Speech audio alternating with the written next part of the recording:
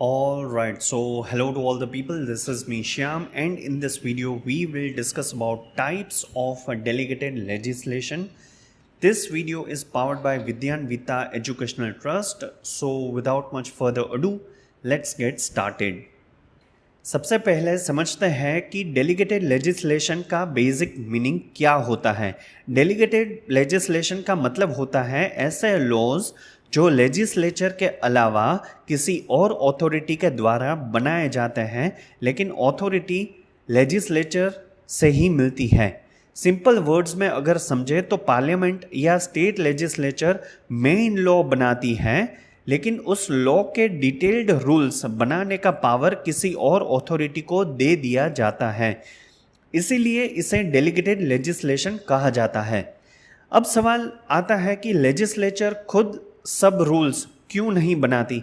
Modern governance में parliament या legislature के पास इतना टाइम नहीं होता कि वो हर छोटी टेक्निकल डिटेल के लिए लॉ बनाए। इसीलिए लेजिस्लेचर पॉलिसी और फ्रेमवर्क डिसाइड करती है और डिटेल्स बनाने का काम एग्जीक्यूटिव या स्टैट्यूटरी बॉडीज को दे दिया जाता है। एग्जाम्पल के लिए, अगर एक एनवायरमेंट प्रोटेक्शन एक्ट बनाया गया तो पार्लियामेंट सिर्फ पॉलिसी और ऑब्जेक्टिव बताएगी, लेकिन पॉल्यूशन के स्टैंडर्ड्स क्या होंगे, प्रोसीजर क्या होगा, कंप्लायंस कैसे होगा, ये सब रूल्स एग्जीक्यूटिव बनाएगा।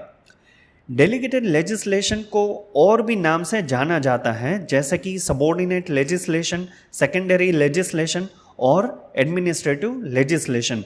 ये सारे टर्म्स बेसिकली एक ही कॉन्सेप्ट को रिफर करते हैं। एक और इम्पॉर्टेंट कॉन्सेप्ट है पेरेंट एक्ट या इनेबलिंग एक्ट का। पेरेंट एक्ट का मतलब होता है वो मेन लॉ जो लेजिस्लेचर बनाती है, उसके बाद डेलीगेटेड अथॉरिटी उस एक्ट के अंडर रूल्स और रेगुलेशंस बनाती है। अब सवाल आता है कि डेलीगेटेड लेजिस्लेशन के टाइप्स कौन कौन से होते हैं, तो चलिए एक एक करके सभी टाइप्स को समझते हैं। सबसे पहला टाइप है स्टैट्यूटरी इंस्ट्रूमेंट्स का। स्टैट्यूटरी इंस्ट्रूमेंट्स डेलीगेटेड लेजिस्लेशन का सबसे कॉमन फॉर्म होता है। ये बेसिकली रूल्स या रेगुलेशंस होते हैं जो एग्जीक्यूटिव बनाता है किसी एक्ट के अथॉरिटी के अंडर। की फीचर्स समझिए इसके।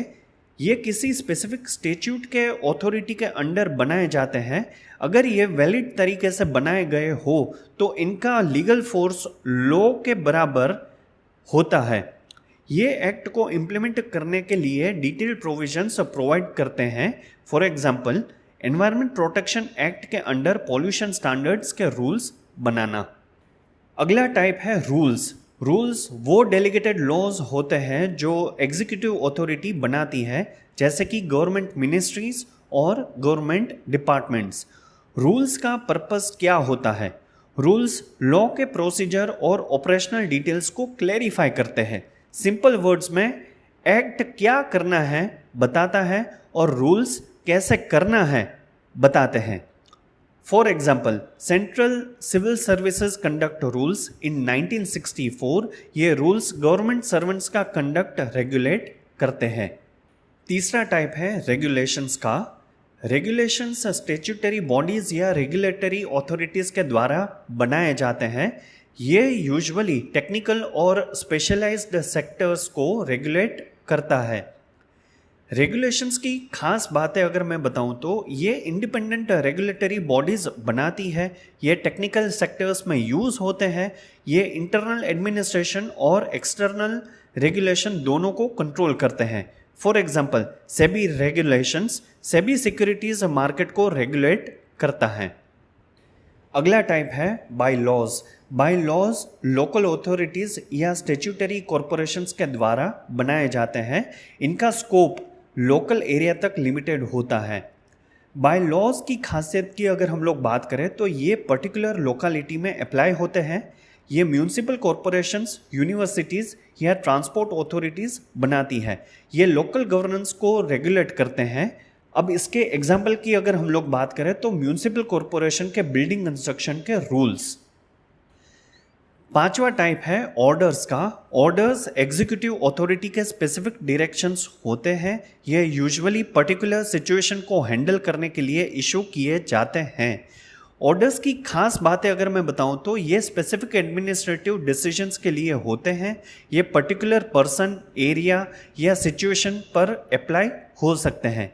ये अर्जेंट सिचुएशंस में यूज होते हैं। अब इसके एग्जाम्पल के बारे में बात करें तो गवर्नमेंट का प्राइस कंट्रोल ऑर्डर एक किस्म का ऑर्डर होता है। छठा टाइप है नोटिफिकेशंस का। नोटिफिकेशंस ऑफिशियल अनाउंसमेंट्स होते हैं जो गवर्नमेंट गैजेट में पब्लिश करती है। नोटिफिकेशंस का पर्पस क्या होता है? पब्लिक को लॉ की इंफॉर्मेशन देना, लॉ का इफेक्टिव डेट अनाउंस करना, अपॉइंटमेंट्स, एग्जेम्पशंस या स्पेशल मेजर्स डिक्लेयर करना।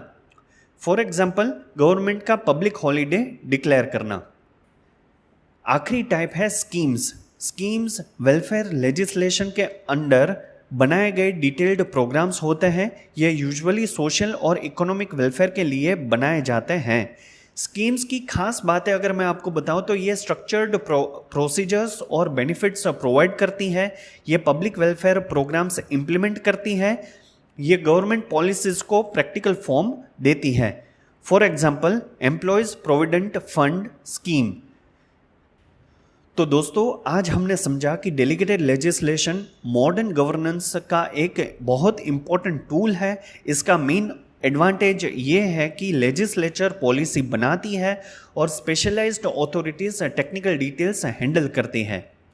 डेलीगेटेड लेजिस्लेशन के मेजर टाइप्स हैं statutory instruments, rules, regulations, by laws, orders, notifications और स्कीम्स।